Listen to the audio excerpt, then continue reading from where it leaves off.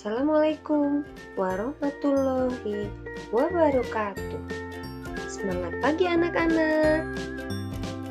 Bagi siswa kelas 5, pada hari ini kita masih belajar tema 1 ya. Organ gerak hewan dan manusia, subtema 1, organ gerak hewan. Nah, materi pokok pada pembelajaran 4 ini adalah tentang nilai-nilai luhur dalam kegiatan gotong royong, kondisi geografis pulau-pulau di Indonesia, dan menentukan ide pokok bahasa.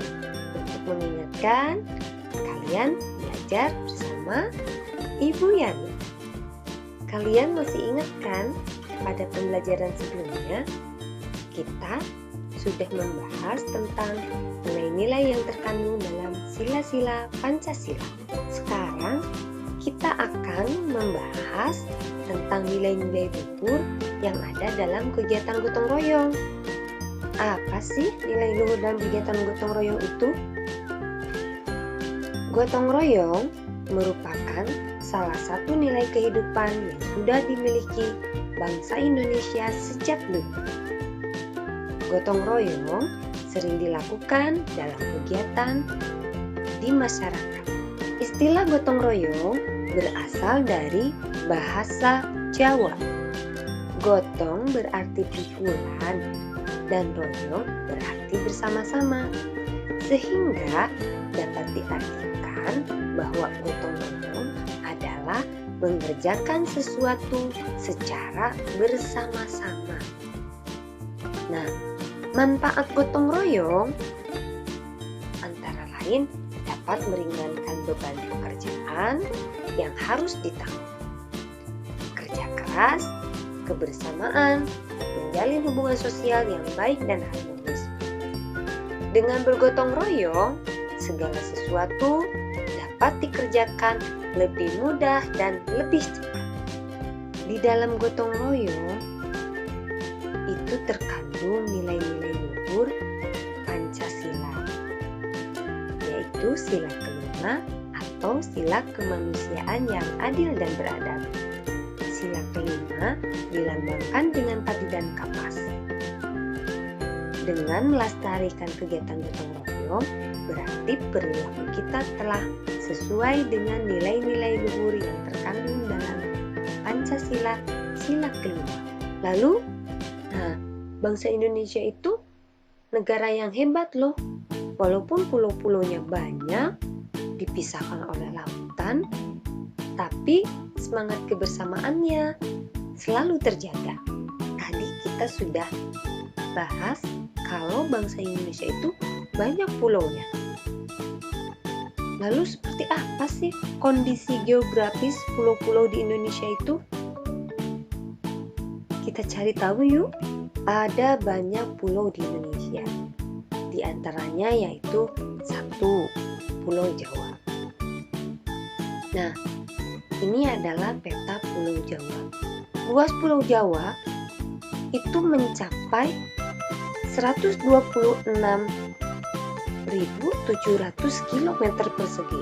Batas lautnya yaitu sebelah utara berbatasan dengan Laut Jawa, sebelah timur dengan Selat Bali, sebelah selatan dengan Samudra Hindia, dan sebelah barat berbatasan dengan Selat Sunda.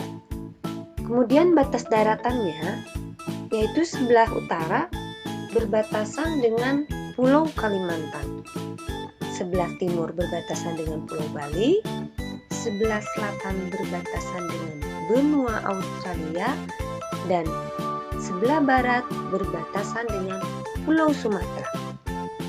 Keadaan alam Pulau Jawa, laut dan pantai yang terdapat di Pulau Jawa itu adalah diantaranya Pantai Pangandaran.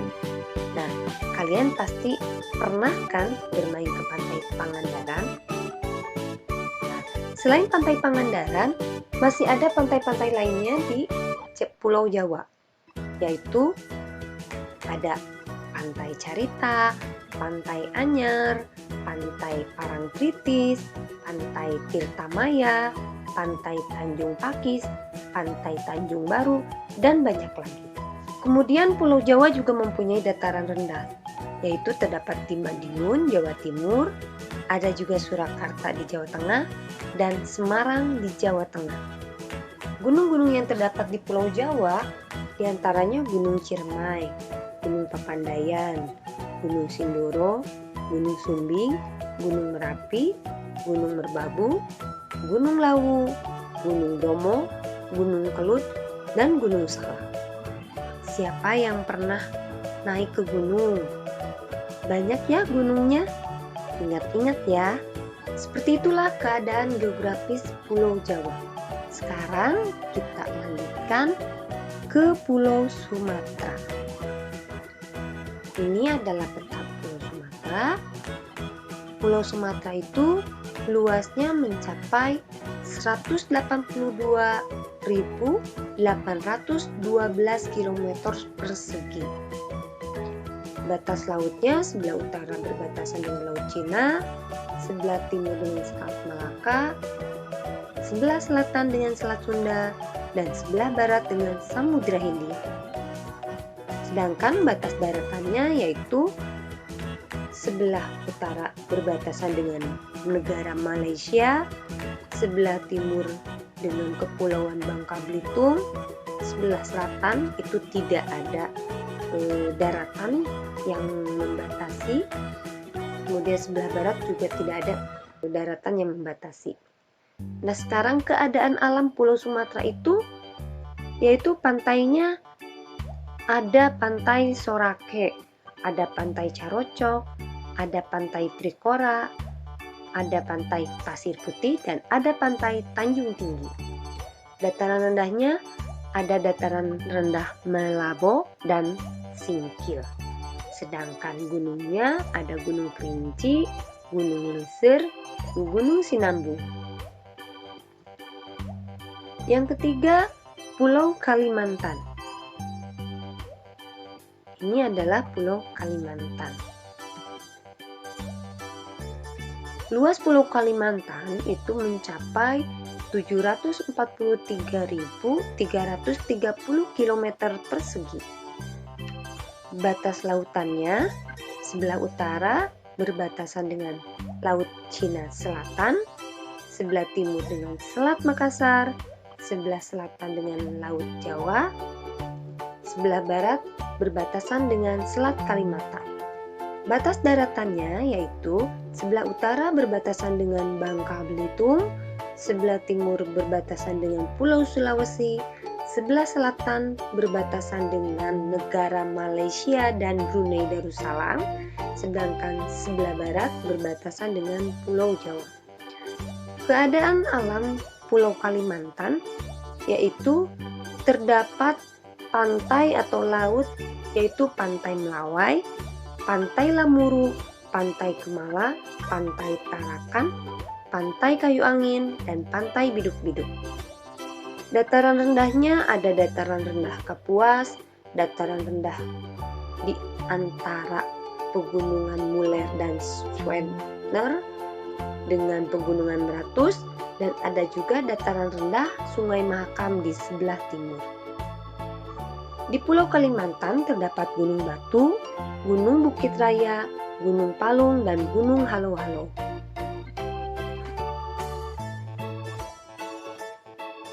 Yang keempat ada Pulau Sulawesi. Wilayah dalam petanya seperti huruf K ya. Luas Pulau Sulawesi yaitu 67.413 km persegi.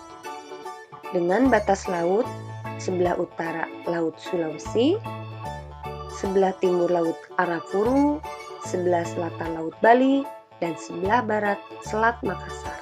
Batas daratannya yaitu sebelah utara berbatasan dengan Pulau Kalimantan, sebelah timur dengan Pulau Halmahera, sebelah selatan dengan negara Filipina, dan sebelah barat berbatasan dengan Nusa Tenggara Timur. Keadaan Pulau Sulawesi yaitu diantaranya terdapat Laut Seram, Laut Arafura, Laut Banda, dan Laut Flores. Dataran rendahnya ada dataran rendah Maros, Pangkep, Baru, Parepare, Pinrang, Polmas atau Polewali Mamasa, ada Majene, Mamuju, Ujung Pandang, Goa, Takalar, Janeponto, Bantaeng, Bulukumba, dan Selayar. Nah, sedangkan gunung yang ada di Pulau Sulawesi ada Gunung Ambang, Gunung Tongkoko, Gunung Lokon, dan Gunung Awu. Selanjutnya, Pulau Papua. Pulau Papua ini dalam peta mirip seperti kepala burung. Jadi mudah untuk membedakannya ya. Luas Pulau Papua yaitu 123.181 km persegi dengan batas laut sebelah utara berbatasan dengan Samudra Pasifik, sebelah timur tidak ada laut, sebelah selatan berbatasan dengan Laut Arafuru, dan sebelah barat berbatasan dengan Laut Arafuru dan Laut Banda. Kemudian batas daratannya yaitu sebelah utara berbatasan dengan Pulau Maluku, sebelah timur berbatasan dengan Papua Nugini, sebelah selatan berbatasan dengan Biak, dan sebelah barat berbatasan dengan negara Australia. Kondisi alam Pulau Papua yaitu di Pulau Papua itu terdapat Pantai Pulau Penyu, Pantai Teluk Triton, Pantai Bakaro, dan Pantai Kaironi. Dataran rendahnya yaitu ada dataran rendah pesisir bagian selatan Papua, ada dataran rendah pesisir Arafura, ada dataran rendah pesisir Transplai, ada dataran rendah pesisir Teluk Papua, dan ada dataran rendah pesisir barat Laut Papua. Gunung yang ada di Papua yaitu Gunung Puncak Kartens, Puncak Trikora, dan Gunung Puncak Jaya. Yang keenam adalah Pulau Bali. Ini peta Pulau Bali. Pulau Bali ini memiliki luas sebesar 5.636,66 km persegi. Batas lautnya yaitu sebelah utara terdapat Laut Bali, sebelah timur terdapat Selat Lombok, sebelah selatan berbatasan dengan Samudra Hindia, sebelah barat berbatasan dengan Selat Bali. Sedangkan batas daratannya yaitu sebelah utara berbatasan dengan Provinsi Jawa Timur, sebelah timur berbatasan dengan Lombok dan Nusa Tenggara Timur, sebelah selatan berbatasan dengan Pulau Kalimantan, dan sebelah barat berbatasan dengan benua Australia. Keadaan alam Pulau Bali yaitu di Pulau Bali ini terkenal memiliki pantai yang indah, yaitu Pantai Sanur, Pantai Kuta, dan Pantai Tanjung Benoa. Dataran rendah yang terdapat di Pulau Bali yaitu diantaranya ada Tabanan, Gianyar, Buleleng, Batur, dan Buyan. Sedangkan gunungnya ada Gunung Agung, Gunung Abang, dan Gunung Batur. Nah, anak-anak, Ibu sudah ceritakan tentang pulau-pulau di Indonesia beserta kondisi geografisnya. Nanti kalian cari lagi ya, pantai atau laut, dataran rendah, dan gunung-gunung yang terdapat di keenam pulau tersebut. Catat di buku ya. Nah, anak-anak, walaupun Indonesia banyak pulaunya dan terpisah-pisah oleh laut dan selat, tetapi nilai-nilai luhur gotong royong di Indonesia itu tetap berjalan dari sejak zaman dahulu. Lalu, tugas kita sebagai generasi muda adalah melestarikan nilai-nilai luhur tersebut, yaitu nilai luhur gotong royong. Bagaimana kita melestarikan nilai luhur gotong royong? cara untuk melestarikan nilai luhur gotong royong itu tidak hanya bekerja sama dalam berperang merebut kemerdekaan, tetapi kita juga dapat menerapkan nilai gotong royong itu di rumahnya masing-masing. Seperti pada cerita yang akan Ibu bacakan. Nah, ini ada cerita tentang gotong royong modal dasar pembangunan. Gotong royong merupakan modal dasar bagi terciptanya suatu kemasyarakatan yang harmonis. Mengapa demikian? Karena dengan bergotong royong, masyarakat akan sering melakukan silaturahmi dan kerjasama sehingga terjalinlah solidaritas. Seiring dengan munculnya rasa solidaritas inilah akan muncul juga rasa empati dan simpati di antara masyarakat yang akan mempererat dan memperkuat hubungan masyarakat. Tidak ada perbedaan dalam prinsip gotong royong. Gotong royong adalah kerjasama, memeras keringat secara bersama, dan perjuangan saling bantu-membantu secara bersama. Gotong royong dilakukan demi mencapai tujuan bersama, tidak mempedulikan agama, suku, ataupun golongan. Prinsip-prinsip gotong royong sangat bermanfaat bagi pelaksanaan pembangunan nasional karena semua masyarakat saling memiliki. Masyarakat juga merasa mempunyai tujuan yang sama, yakni terwujudnya kehidupan yang sejahtera. Dengan bergotong royong, segala program pembangunan yang dicanangkan oleh pemerintah akan dapat dilaksanakan dengan baik tanpa adanya gangguan yang disebabkan oleh ketidakharmonisan masyarakat. Nah, dari bacaan tersebut, dapatkah kalian menyebutkan atau mencari ide pokok dari setiap paragraf tersebut? Siapa yang bisa? Pintar. Kita bahas bersama-sama yuk. Pada paragraf pertama, ide pokoknya yaitu gotong royong merupakan modal dasar bagi terciptanya suasana kemasyarakatan yang harmonis.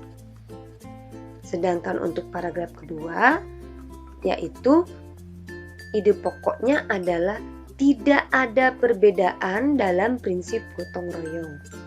Dan untuk paragraf ketiga, ide pokoknya adalah prinsip-prinsip gotong royong sangat bermanfaat bagi pelaksanaan pembangunan nasional. Mudah kan? Karena pelajaran ini mengulang dari pembelajaran yang sebelumnya. Tetap berlatih ya, agar tidak lupa bagaimana cara mencari ide pokok dari suatu bacaan. Baik, anak-anak, sampai di sini dulu pelajaran pada hari ini. Sampai jumpa pada pembelajaran selanjutnya. Wassalamualaikum warahmatullahi wabarakatuh.